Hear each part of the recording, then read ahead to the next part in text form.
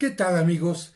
Se acerca la fiesta de Pentecostés y para poderla comprender y gozar y vivir mejor, es importante tener en cuenta el contexto en el que se dio. Es decir, ¿por qué exactamente Dios eligió ese día para que descendiera el Espíritu Santo?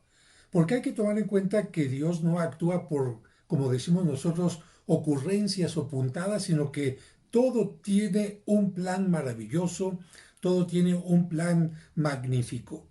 Para entender la festividad de Pentecostés, tenemos que entender las festividades judías. Los judíos tenían especialmente tres fiestas que tenían que ver con su peregrinar por el desierto. La primera fiesta, por supuesto, es la Pascua, que es con la que comienza su peregrinar porque salen de Egipto y no llegan inmediatamente a la tierra prometida, sino que ahí comienza ya el peregrinar. Es la fiesta más importante y por eso también Cristo va a resucitar en esta fiesta tan importante. La siguiente fiesta importante para los judíos es la fiesta del Shavuot y la fiesta del Sukkot. La fiesta del Shavuot es la fiesta en la que se da la fiesta para nosotros de Pentecostés. Y la fiesta del Sukkot, que es la tercera fiesta para los judíos que se lleva a cabo entre septiembre y octubre, recuerda su caminar en el desierto y sobre todo que tenían que ir poniendo cabañas o tabernáculos en lo que llegaban a la tierra prometida. Es decir, no tenían casa propia y vivían en tiendas de campaña. Por eso se llama la fiesta de los tabernáculos o la fiesta de las cabañas. En el calendario agrícola, la fiesta del Shavuot era la fiesta de las cosechas de trigo y frutas, por lo que debían ofrecerse las primicias. Tú recordarás que en la ley judía todo beneficio que viene de Dios es una bendición y yo tengo que agradecérselo ofreciéndole lo primero que recibo. Si estoy cosechando, la primera cosecha; si mis animalitos están reproduciendo, el primer animalito; si estoy trabajando y recibo un bien económico, las primeras ganancias. A eso le estamos llamando nosotros como las primicias. Y precisamente esta fiesta del Shavuot, con la gran cosecha que se hacía después de la Pascua, ponía fin a las festividades agrícolas. Claro, pues se siembra, se cultiva y se cosecha. La última etapa de lo agrícola es precisamente cosechar. Bueno, con el paso del tiempo, a esta fiesta del Shavuot, que era la fiesta de las cosechas en la que se lleva las primicias a Dios, se añadió el sentido de la fundación de la religión judía. A ver, vamos a ver. ¿Cómo que el principio de la religión judía?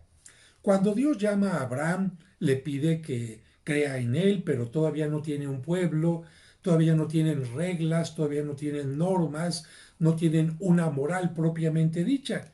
El pueblo empieza a formarse con Abraham, Isaac y Jacob, los 12 hijos de Jacob, que van teniendo multiplicación y van creando las 12 tribus. Después llegan a Egipto y lamentablemente en medio de la esclavitud no puede haber un desarrollo intelectual, no puede haber un desarrollo religioso, y más que un pueblo como tal, era una aglomeración de personas.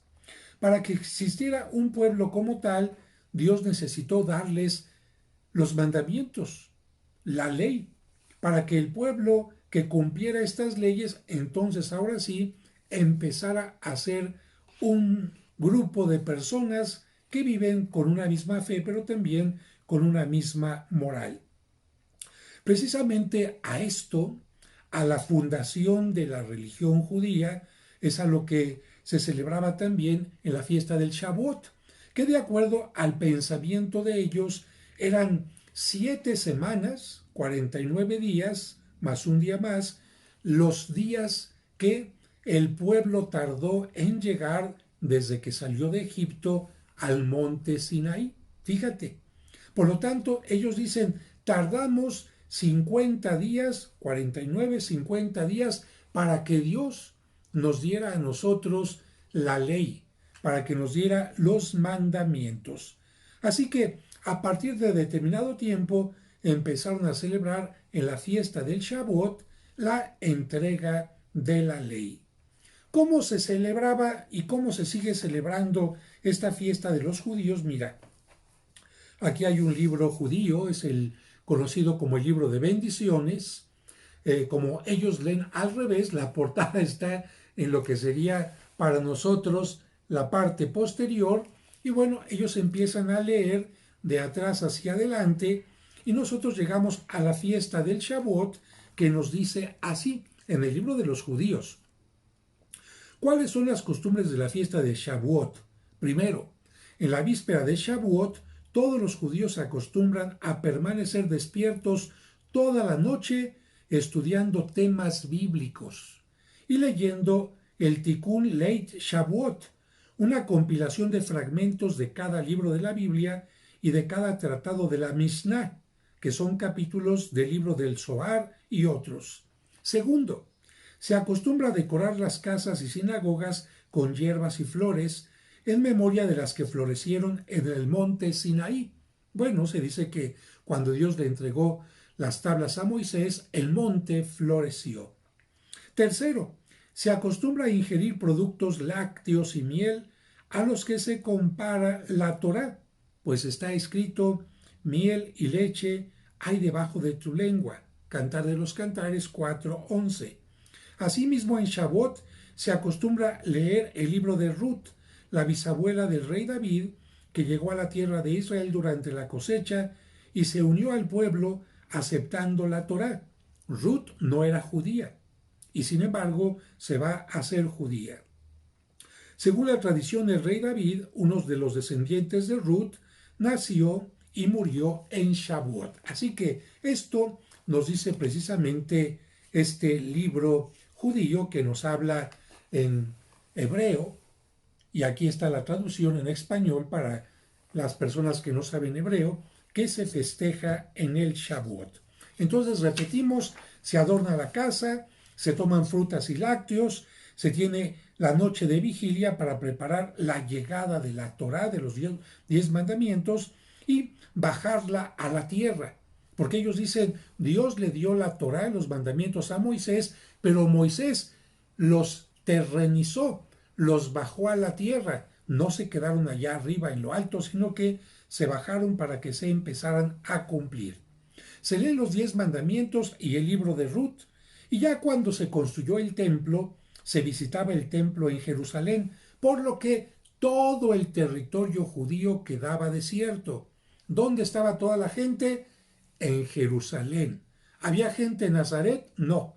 ¿Había gente en Galilea? No. ¿Había gente en Samaria? No. ¿Había gente? Toda la gente absolutamente estaba en Jerusalén, y por lo tanto la capital quedaba sobrepoblada y todo lo demás quedaba en terreno deshabitado. Bien, vamos por partes. Los apóstoles eran judíos y los apóstoles tenían que cumplir con las leyes judías y por lo tanto tuvieron que cumplir con el Shavuot. Ellos no tuvieron que ir a Jerusalén a los 50 días de la Pascua porque se quedaron allí. ¿Dónde se quedaron? ¿Te acuerdas tú? Se quedaron en el lugar del cenáculo, este salón, este espacio que Cristo había pedido prestado, y ahí se quedaron porque ellos eran migrantes, bueno, visitantes, peregrinos que llegaban desde la Galilea. No solamente los apóstoles estaban allí, sino también la Virgen María y otras mujeres, como nos dice la Sagrada Escritura. ¿Qué hicieron los apóstoles?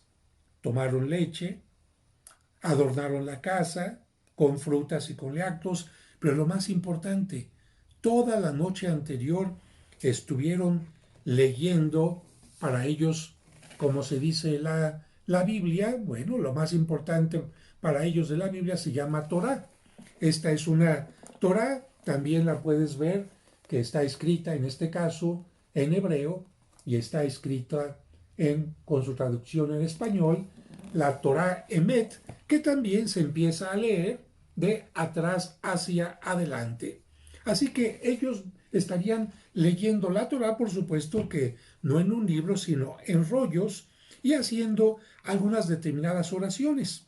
Las oraciones de los judíos las tomaban de libros, también rollos pequeños, que ahora los encontramos de esta manera, siempre con la portada en la parte posterior, porque ellos leen de atrás hacia adelante. Bien, este Sidur es el libro que los judíos tienen para las oraciones de la Pascua, las oraciones del Shabbat, la bendición del novilunio, cuando muere una persona, cuando alguien se va a casar, etc. Y hay oraciones como por ejemplo esta, que es desde tiempo de Cristo para el Shavuot. Bendito seas, oh Señor nuestro Dios, Rey del universo, creador del fruto de la vid, casi como en nuestro ofertorio. Bendito seas, oh Señor nuestro Dios, Rey del universo, quien nos escogió de entre los pueblos. Nos elevaste por encima de otras lenguas, santificándonos con tus preceptos. Con amor nos diste, oh Señor nuestro Dios, los sábados para el reposo y las fiestas para alegría, las estaciones y fechas para regocijo y este Shavuot. Pues a nosotros nos escogiste santificándonos más que otros pueblos y nos legaste las fiestas sagradas con amor y voluntad, con alegría y regocijo. Bendito seas, oh Señor, quien santifica el sábado, Israel y todas las demás épocas. Y continúa más adelante. Oh Señor, abre mis labios para que mi boca exprese tus alabanzas. Bendito seas tú, oh Señor nuestro Dios, el de nuestros antepasados, el de Abraham, el de Isaac y el de Jacob, el Dios grandioso, poderoso y temible, Dios supremo quien concede favores, forja todo, recuerda las virtudes de los patriarcas y redime con amor a toda su posteridad. Y continúan las oraciones. ¿Por qué te estoy leyendo esto? Para que tú te ubiques, porque mucha gente piensa que los apóstoles simplemente estaban encerrados allí en el cenáculo y bajo el Espíritu Santo. No, esto no es correcto. Los apóstoles estuvieron en oración toda la noche recordando que Dios había sacado al pueblo de Egipto, recordando que Dios había llevado al pueblo a una tierra prometida, que Dios le había acompañado en todo momento, que Dios nunca le abandonaba y que Dios le daba muchas cosechas. Fíjate qué hermoso esto. Cosechas. Podemos decir que Cristo durante su predicación estuvo sembrando, preparando a los apóstoles, resucitó, siguió preparando a los apóstoles, después se apareció a los apóstoles para que tuvieran la certeza de que estaba vivo y después que llega, después de preparar la tierra, sembrarla, cultivarla, llega el tiempo de la cosecha. Pentecostés es para Cristo el tiempo de, ahora sí, apóstoles, quiero cosechar. Todo lo que sembré en ustedes tiene que salir, tiene que convertirse en fruto, tiene que convertirse en predicación para los demás. Tiempo de cosecha. Por otra parte, también te acuerdas lo que mencionan los judíos, para que la ley, los mandamientos, los mandatos de Dios bajaran a la tierra. ¿Quién tuvo que subir al monte Sinaí? Moisés tuvo que subir al monte Sinaí para bajar la bendición hacia el pueblo. Fíjate, ¿quién tuvo que subir para que pudiera descender el Espíritu Santo? Cristo tuvo que ascender no al monte Sinaí, sino a la presencia de Dios Padre para poder enviar al Espíritu Santo. ¡Qué maravilla es esto! Por lo tanto, la predicación de los apóstoles en Pentecostés son las primicias de todo lo que va a haber en la iglesia a lo largo de toda su existencia. Los apóstoles empezaron a predicar sin miedo, con valentía, con una gran alegría, con convicción, y esto se sigue repitiendo en la Biblia durante todo el tiempo, en la iglesia, perdón, durante todo el tiempo que ha estado existiendo.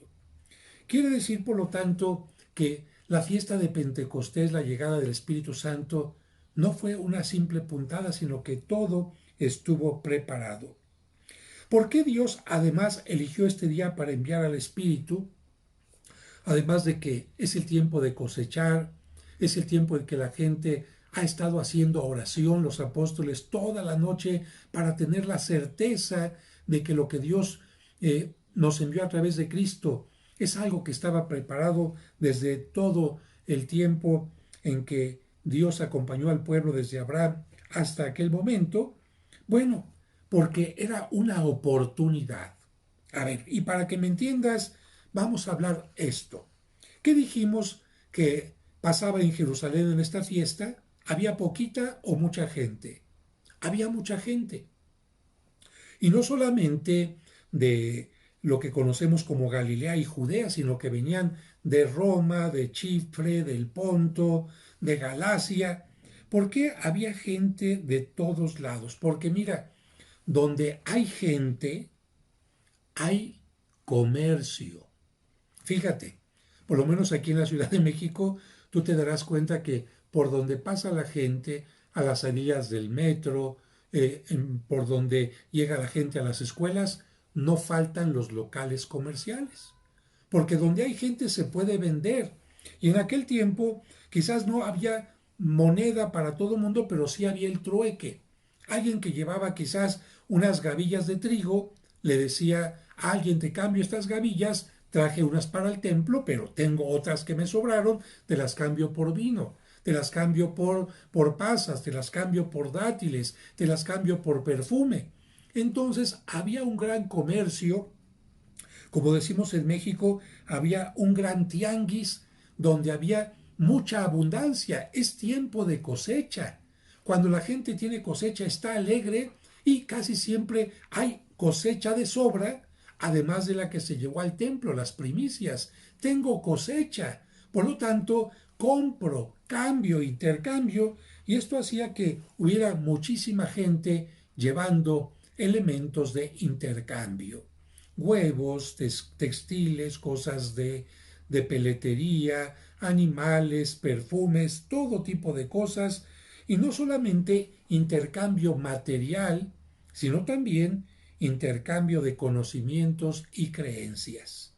Porque seguramente si tú has viajado alguna vez, cuando llegas a algún lugar, no solamente conoces la comida típica del lugar, los bailes típicos, sino empiezas a ver cómo piensa la gente, cómo vive, lo que cree. De tal manera que, imagínate, no es lo mismo que Jerusalén tuviera un puñadito de gente nada más, a que Jerusalén estuviera llena de gente de todas partes.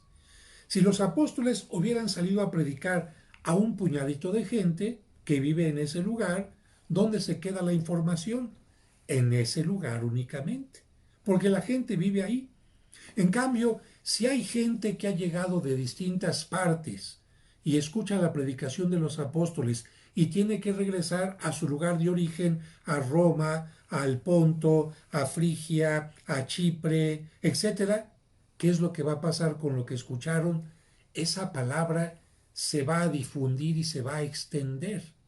Podemos decir que fue como la primera gran red, como el primer gran WhatsApp, el primer gran Twitter, la primera gran comunicación en red para que el mensaje de Cristo llegara a cada vez más partes. Por eso nos dice la Sagrada Escritura que todos regresaron a sus lugares hablando lo que habían oído.